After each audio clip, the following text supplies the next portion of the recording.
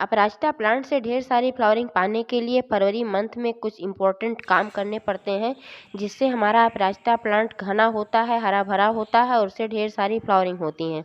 लेकिन दोस्तों, अगर आपने फरवरी में यह ज़रूरी कार्य नहीं किया है तो मार्च का महीना भी बहुत अच्छा है, क्योंकि मार्च के महीने में पौधों की ग्रोथ बहुत तेज़ी से होती है और इस समय में भी आप अपने पौधे के साथ कुछ ज़रूरी कार्य जो आपने फरवरी में नहीं किया है वो कर सकते हैं और आने वाले समय में ढेर सारी फ्लावरिंग ले सकते हैं।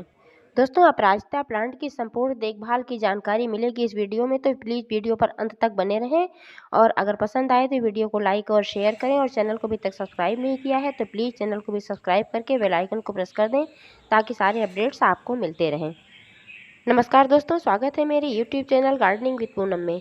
दोस्तों, अगर आपने अपराजिता का पौधा अभी तक लगाया नहीं है तो सबसे पहले मैं आपको ये बता दूं कि अपराजिता के पौधे को लगाने के लिए यह सही समय है, यह बहुत ही परफेक्ट समय है। फरवरी और मार्च के महीने में जब हम अपराजिता का पौधा लगाते हैं तो हमारा अपराजिता का पौधा सही से लग जाता है और फिर आने वाले समय में ढेर सारी फ्लावरिंग करता है।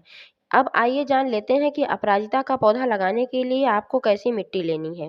दोस्तों, अपराजिता का पौधा लगाने के लिए आपको जल निकासी वाली भुरभुरी मिट्टी लेनी है। इसके लिए आप 50% गार्डन सॉइल, 30% रेत और 20% गोबर की खाद लेनी है। दोस्तों, अपराजिता के पौधे को आप बीजों से भी ग्रो कर सकते हैं और पौधा भी लाकर डायरेक्ट लगा सकते हैं।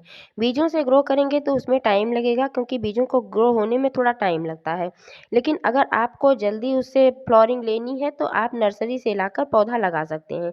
लेकिन एक बार अगर आपने लगा लिया तो फिर आपको बार बार लाने की आवश्यकता नहीं पड़ेगी, क्योंकि जहाँ पर आपने यह पौधा लगाया हुआ है वहाँ पर इतने सारे पौधे निकलते हैं कि आप खुद तो और नए नए पौधे लगा ही सकते हैं, दूसरों को भी दे सकते हैं, क्योंकि इसमें जब बीज बनते हैं तो फिर उसी से बहुत सारे नए पौधे निकलते हैं। अपराजिता का पौधा आप गमले में भी लगा सकते हैं और ज़मीन में भी लगा सकते हैं।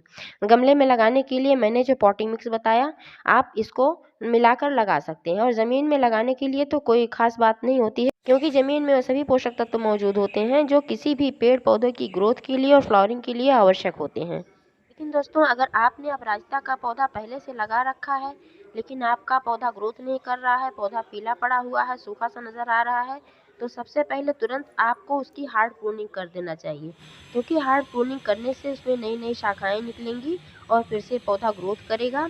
तब इस पौधे में ढेर सारी फ्लावरिंग होगी। आप देख पा रहे हैं, मेरा पौधा है, मैंने 10-15 दिन पहले इसको जड़ से काट दिया था। मुश्किल से मैंने इसको 8 इंच छोड़ा हुआ है और पूरा मैंने कट कर दिया था, क्योंकि मेरा भी पौधा ऐसे पीला हुआ था, इसके भी पत्ते पीले पड़े हुए थे और पौधा सूखा सूखा सा नज़र आ रहा था। सर्दी के कारण ये ऐसे हुआ था। पहले बहुत सारी फ्लावरिंग करता था इसके पहले, तो मैंने इसको इस तरीके से जड़ से काट दिया था। केवल इसमें मैंने 8 इंच छोड़ा था, लेकिन अभी आप देख पा रहे हैं कि इसमें कैसे धीरे धीरे नई नई फिर पत्तियां निकल रही हैं, नई ग्रोथ हो रही है।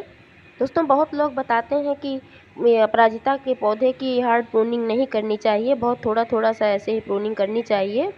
लेकिन मेरा मानना है कि जब हार्ड प्रूनिंग की जाती है तब नई ग्रोथ होती है और पौधा ज़्यादा स्वस्थ होता है। जब पौधा ज़्यादा स्वस्थ होगा तो फ्लावरिंग भी ढेर सारी करेगा। इसलिए मैंने इसकी हार्ड प्रूनिंग करी। रिजल्ट आप देख रहे हैं। कभी ज़्यादा से ज़्यादा मैंने 8-10 दिन पहले किया था और इसमें छोटी छोटी पत्तियाँ कैसे निकल रही हैं। और इसमें अब ज़रूरत है खाद डालने की। मैंने सिर्फ इसमें पानी डाला था और इसकी हार्ड प्रूनिंग कर दी थी, लेकिन अब इसमें खाद डालने की ज़रूरत है।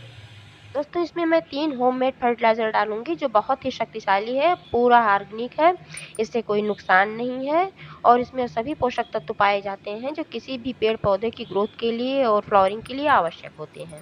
इसमें आप देख पा रहे हैं कि मैंने 1 चम्मच हल्दी पाउडर डाला हुआ है। हल्दी पाउडर डालने से पौधे की ग्रोथ बहुत ही अच्छी होती है, क्योंकि यह एक एंटीबैक्टीरियल भी है। अगर मिट्टी में फंगस वगैरह होगा, किसी प्रकार का कीड़ा वगैरह, तो भी नष्ट हो जाएगा और एक बहुत ही अच्छा फर्टिलाइज़र का भी काम करती है।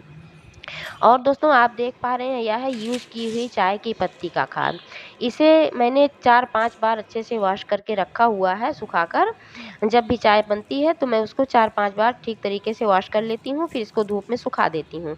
फिर मैं अपने पौधे में डालती हूँ। ये बहुत ही परफेक्ट होता है पौधों के लिए। वॉश करना इसलिए आवश्यक होता है क्योंकि अगर इसमें चीनी का वो रहेगा मात्रा तो फिर इसमें चींटियाँ लगेंगी, फिर इसमें कोई फंगस भी लग सकता है, इससे पौधा खराब हो सकता है। और दोस्तों आप जो देख पा रहे हैं यह एक छोटा सा टुकड़ा फिटकरी का।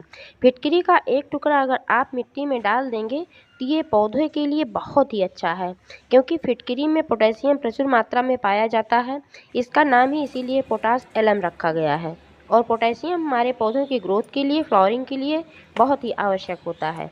तो फिटकरी को अगर हम इस मिट्टी में दबा देंगे, 4-5 ग्राम फिटकरी दबाना है, बहुत ज़्यादा नहीं, क्योंकि बहुत ज़्यादा फिटकरी का इस्तेमाल फिर हमारे पौधों को ख़राब कर सकता है। इसलिए 4 से 5 ग्राम फिटकरी इसमें एक टुकड़ा मिट्टी में हम इसको दबा दे रहे हैं।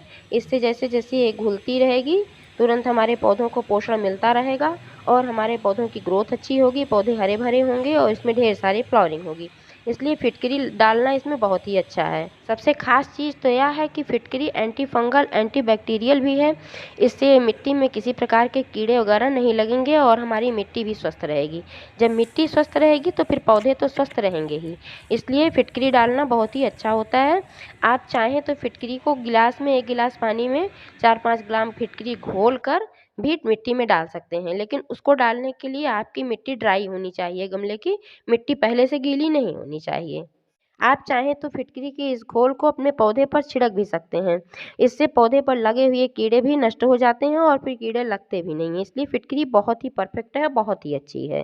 तो इस तरीके से दोस्तों आप अपने अपराजिता प्लांट की केयर करेंगे तो आने वाले समय में आपका अपराजिता प्लांट फूलों से भरा रहेगा और बहुत ही ढेर सारी फ्लावरिंग करेगा, हरा-भरा रहेगा। इसकी बेल बहुत ही अच्छे से ग्रो करेगी। तो दोस्तों जानकारी कैसी लगी कमेंट करके अवश्य बताइएगा।